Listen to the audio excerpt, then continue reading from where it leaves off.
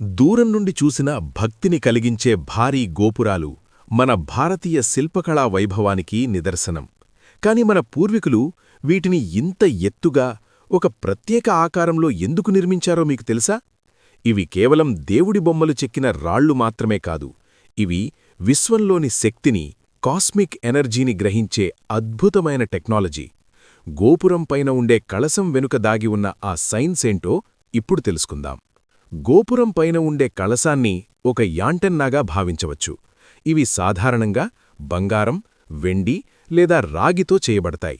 ఈ లోహాలు విశ్వంలోని విద్యుదయస్కాంత తరంగాలను, ఎలక్ట్రోమాగ్నెటిక్ వేవ్స్ని గ్రహిస్తాయి.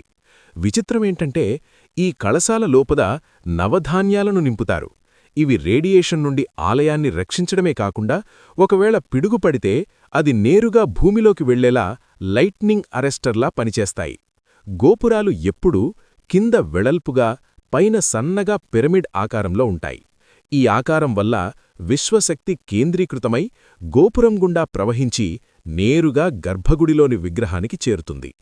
మనం గోపురం కింద నిలబడినప్పుడు లేదా గోపురాన్ని చూసినప్పుడు మన మెదడులోని ఆల్ఫా తరంగాలు ప్రేరేపితమై మనకు ప్రశాంతత లభిస్తుంది. అందుకే గోపుర దర్శనం పాప వినాశనం అని మన పెద్దలు చెప్పారు. అంటే అది మన ఒత్తిడిని తగ్గించే ఒక సైంటిఫిక్ ప్రాసెస్.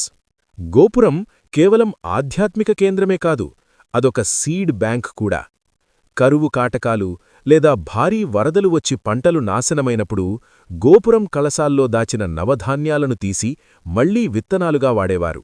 ప్రతి 12 ఏళ్లకొకసారి జరిగే కుంభాభిషేకం సమయంలో ఈ ధాన్యాలను మారుస్తారు. అంటే విపత్కాలంలో జాతిని రక్షించే ఒక అద్భుతమైన వ్యవస్థను మన పూర్వీకులు ఆలయాల్లో నిర్మించారు. దేవాలయ గోపురాలు సైన్స్ మరియు ఆర్కిటెక్చర్ కలిసిన మహా అద్భుతాలు. వీటి వెనుక ఉన్న ఇంతటి విజ్ఞానం గురించి మీకు ముందే తెలుసా? కామెంట్ చేయండి.